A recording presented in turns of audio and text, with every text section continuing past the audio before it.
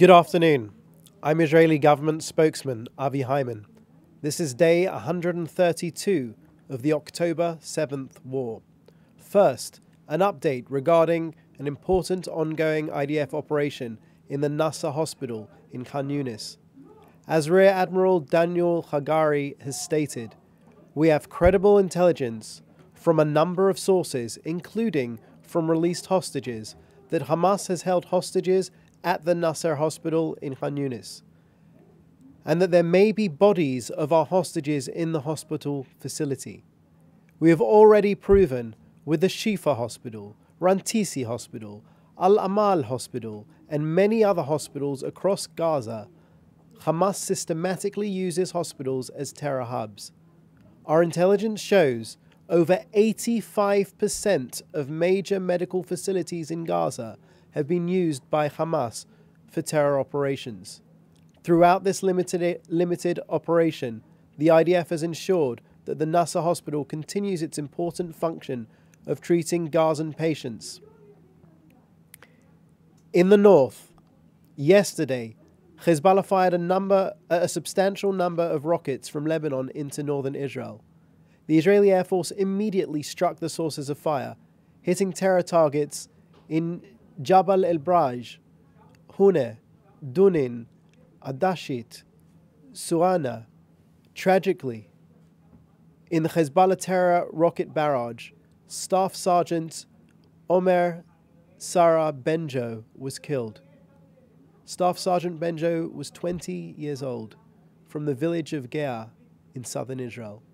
The IDF and all the people of Israel share in the unbearable grief of her family. We will continue to accompany them at this impossible time. Her death brings the number of IDF fatalities since October 7th to 570. May their memories be a blessing. In the words of IDF Chief Herzi Halevi, we're having a tremendous impact in hitting Hezbollah in Lebanon. We're intensifying the strikes at all times. We know Hezbollah are paying a heavy price. We are ready for an even stronger offensive, and we will use all our tools and capabilities. Now an update from our forces working to destroy Hamas in Gaza. Over the past day, the IDF, the IAF, and the Navy have struck terror targets in the Gaza Strip, including destroying terror tunnels, destroying military compounds, and Hamas launch posts. And they've also killed over a dozen Hamas terrorists in Gaza City, Khan Yunis, and northern Gaza, including those who actively participated in the October 7th massacre. In the words of my Prime Minister, we will fight until we achieve total victory, and this includes taking forceful action also in Rafah, after we allow the civilian population to leave the battle zones. We are going to destroy Hamas. Not half of Hamas, not 3/4 of Hamas, all of Hamas. An update on the hostages. We continue to do everything to release the 134 hostages still being cruelly held in Hamas captivity and return them to their families. Alongside determined military efforts, Israel is in continuous contact through all diplomatic channels available to bring them home. On the diplomatic front, today Defense Minister Yoav Gallant stated that he had spoken to his counterpart, U.S. Secretary of U.S. Secretary of Defense Lloyd Austin.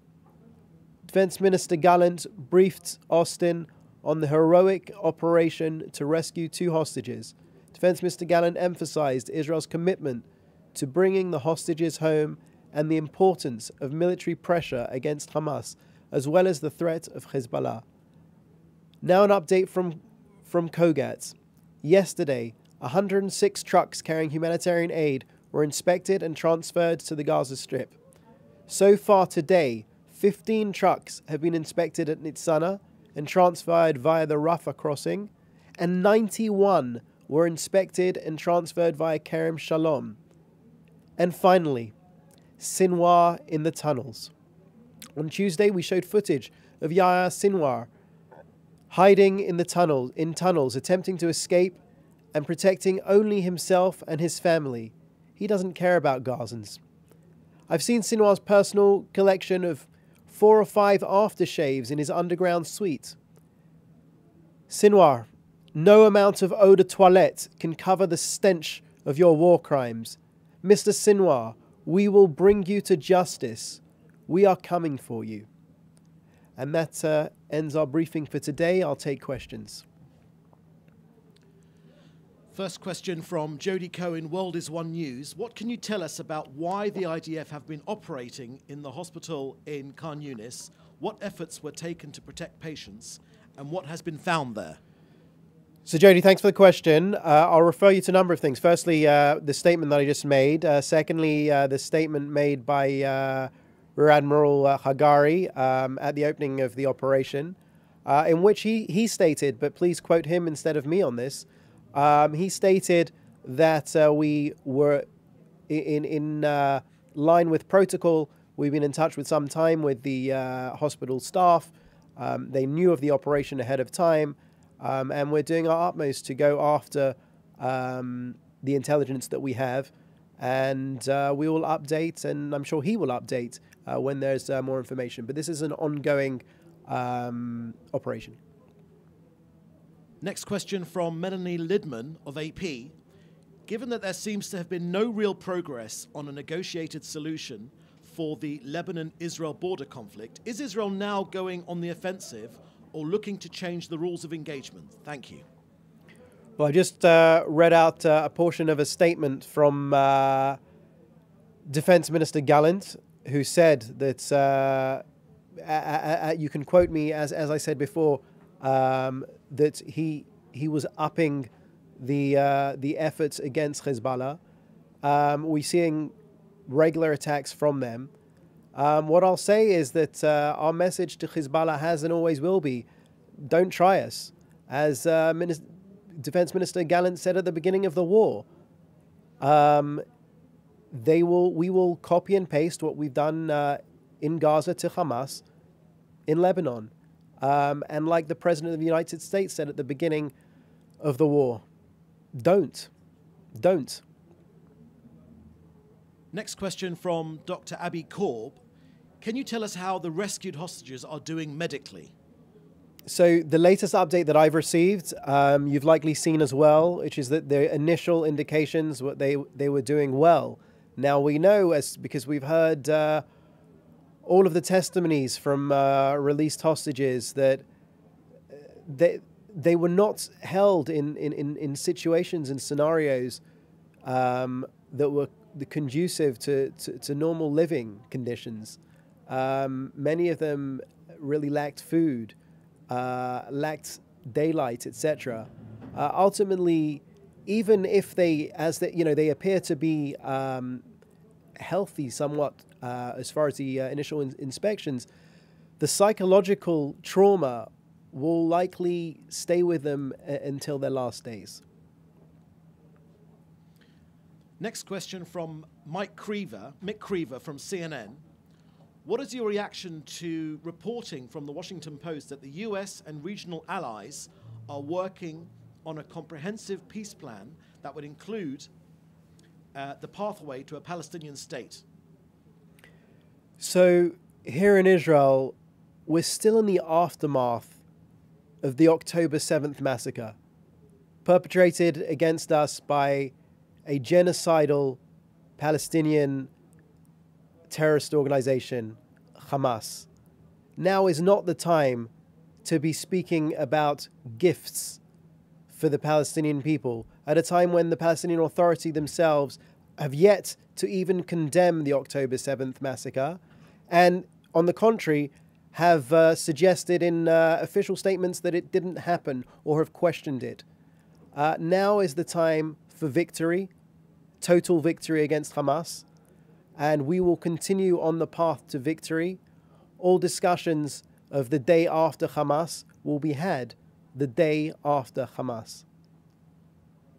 Next question from Dr. Abby Korb. Can you comment on the hostage family charges against Hamas being made in the international court? No, I'll refer you to the lawyers working on that. That is not a government, I don't have a government position on that. Question from Jim Williams, Zenga International News Service, Washington, D.C. Any comment on U.S. CENTCOM that continued aggression by Iranian proxies would be met by alliance forces counterattacks like last week? Sorry, can I get the question again? I didn't catch the question. Any comment on U.S. CENTCOM that continued aggression by Iranian proxies would be met by alliance forces counterattacks like last week? Well, any comments made by the Americans on American activities, again, can be addressed to the Americans. I'm not going to comment on their activity, other than to say that we're watching Iran's attempts to destabilize the area and to use their proxies to attack us and our allies constantly. We're watching very closely. Thank you. Okay, thank you very much. That's all we've got time for today. Join us again on Monday.